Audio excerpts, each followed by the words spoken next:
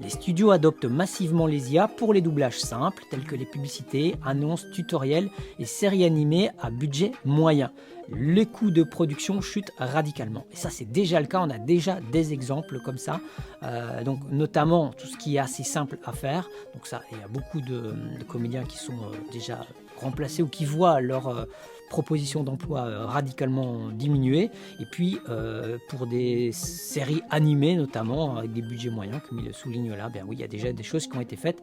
Ça ne veut pas dire que les résultats sont bons, mais voilà, il y a des choses qui vont dans ce sens. Les comédiens humains voient une diminution drastique des opportunités, c'est ce que je vous disais, à l'exception des projets de prestige nécessitant une forte empreinte émotionnelle. Voilà ce qui peut être un peu intéressant, jusqu'où s'arrêtera ce prestige et cette empreinte émotionnelle, on verra un peu plus tard. Les premières controverses émergent concernant le clonage vocal non autorisé, mais l'absence de régulation laisse les entreprises opérer librement. Et justement, voilà, là où je trouve que c'est un point intéressant, c'est quels seraient les scénarios qui peuvent arriver, et on voit que quand on n'a pas de cadre, quand on ne définit pas les choses, eh bien il y en a qui font un peu n'importe quoi, et c'est pour ça qu'il est temps de réguler tout ça et de façon très rapide, mais malheureusement les lenteurs administratives, c'est un autre débat.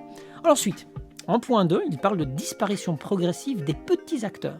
Les talents émergents sont particulièrement impactés.